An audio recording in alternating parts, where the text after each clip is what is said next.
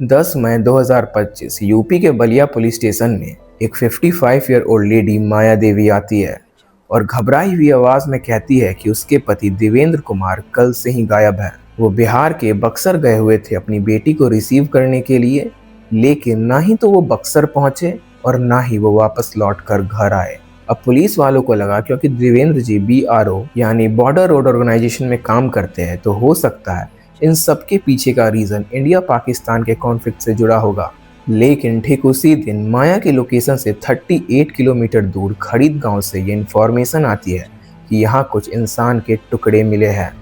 जब सर की बरामदी हुई तो पता चला कि ये बॉडी तो देवेंद्र कुमार की थी।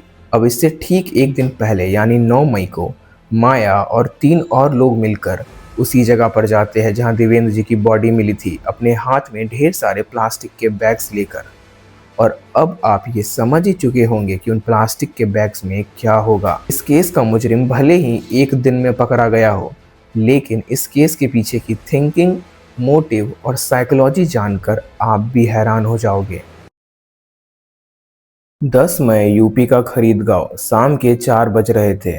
कुछ औरतें बकरी चराते हुए गांव के पास से जा रही थी कि तभी एक औरत की नज़र एक प्लास्टिक बैग पर जाती है जो एक पेड़ के नीचे फेंका हुआ था। वो जैसे ही प्लास्टिक बैग को खोलती है, वो बहुत जोर से चीखती है और देखते ही देखते पूरा गांव वहां जमा हो जाता है। उस प्लास्टिक में कटे हुए हाथ और पैर थे। पुलिस वालों को इन्फॉर्म किया जाता है और पुलिस वाले अपना सर्च ऑपरेशन चालू करते हैं। उसी एरिया के कुछ दूर जाते ही बाकी के कटे हुए हाथ और पैर मिलते हैं और अगले दिन यानी 11 मई को उसी गांव के कुएं में बॉडी का टॉर्सो यानी धड़ मिलता है। जब सर मिला तो पता चला कि ये बॉडी देवेंद्र जी की थी। ये अंजाम उस कहानी का है जो इससे ठीक एक दिन पहले रची गई थी, जिसमें प्यार था, धोखा था और एक रिश्ते की खौफनाक मौत थी। 9 मई यानी देवेंद्र जी के ठीक डेथ के एक दिन पहले देवेंद्र जी अपनी बेटी को पिकअप करने के लिए बिहार के बक्सर जाने वाले थे, क्योंकि उसकी बेटी कोटा से नीट का एग्जाम देकर वापस आ रही थी। अब क्योंकि माया देवेंद्र जी के शहर वाले घर में रहती थी, तो माया को जैसे ही ये बात पता चली तो उन्होंने देवेंद्र जी को घर पर बुलाया और कहा कि मैंने तुम्हारे लिए कुछ बनाया है, तुम प्लीज उसे खाते हुए जाना। जब देवेंद्र जी पहुंचे तो वो अंदर जाने से मना कर रहे थे। वो कह रहे थे कि हमारी बेटी वहाँ हमारा इंतज़ार कर रही होगी, हमें जल्द से जल्द निकलना चाहिए। लेकिन माया के कई बार इंसिस्ट करने पर देवेंद्र जी मान जाते हैं। देवेंद्र जी को माया कोल्ड ड्रिंक ऑफर करती है और देवेंद्र जी अंदर ही अंदर सोचते हैं कि आखिर इसे मुझ पर इतना प्यार कैसे आ रहा है। हो सकता है कि अब सब कुछ ठीक हो चुका होगा, क्योंकि इन दोनों में आए दिन बहुत झगड़े हुआ करते थे।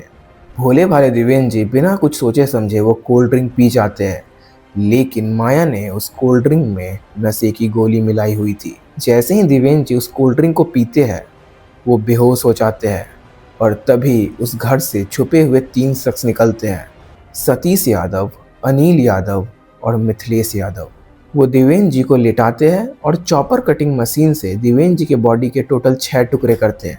हाथ, पैर, सर, धड़ सब अलग करते हैं और इनके बॉडी को एक प्लास्टिक के बैग में पैक कर लेते हैं। और उस वक्त माया ये सब देखकर मुस्कुरा रही थी और कहती है कि इसकी बॉडी को जल्द से जल्द जला दो, कोई भी सबूत नहीं मिलना चाहिए। अब क्योंकि देवेंद्र जी की बेटी स्टेशन पे देवेंद्र जी का इंतजार कर रही थी, तो माया टाइम शॉर्टेज को देखते हुए ये डिसाइड करती है कि वो सारे बॉडी के टुकड़ों को कहीं दूर जाकर डंप कर देगी।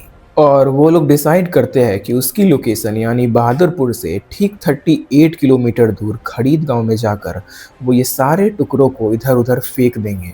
ये लोग उन प्लास्टिक्स बैग्स को लेते हैं और देवेंद्र जी की बुलेरो में बैठते हैं और खरीद गांव के लिए निकल पड़ते हैं।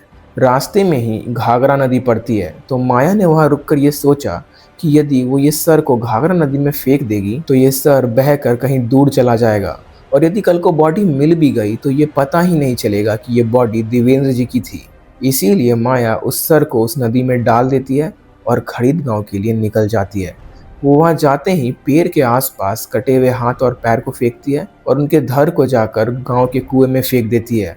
और ये चारों वापस से घर आते हैं, सारा ब्लड स्टेन साफ करते हैं और सारे सबूत को मिटाने की कोशिश करते हैं। लेकिन अब आप ये सोच रहे होंगे कि ये तीनों आखिर थे कौन और माया ने अपने ही पति को इतनी दर्दनाक मौत क्यों दी।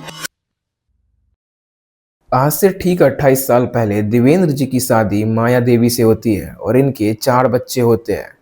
अंजलि, अंबाली, सुपीरिया और एक अडॉप्टेड बेटा विवान।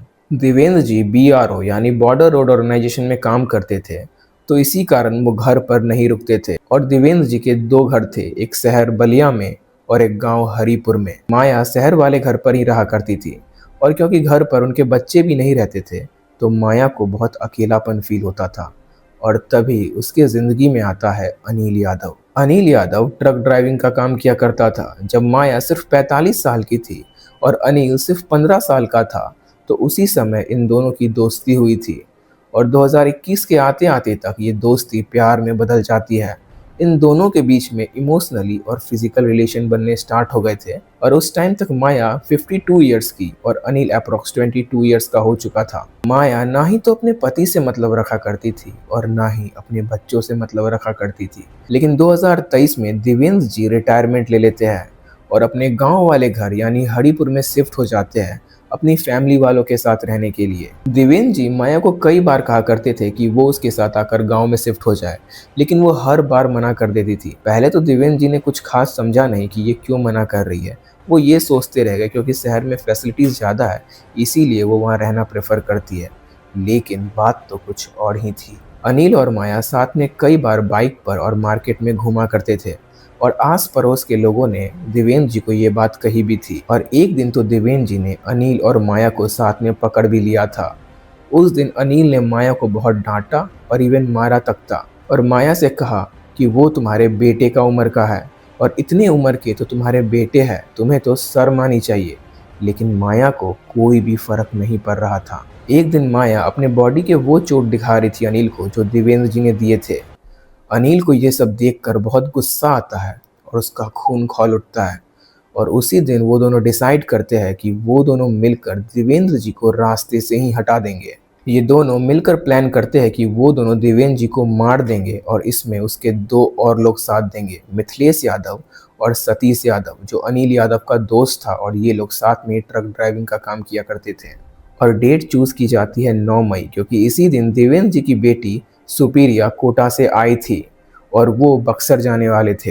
ये पूरा घिनौना कांड करने के बाद माया पुलिस स्टेशन जाती है और मगरमच्छ के आंसू रोते हुए कहती है कि उसके पति मिल नहीं रहे हैं।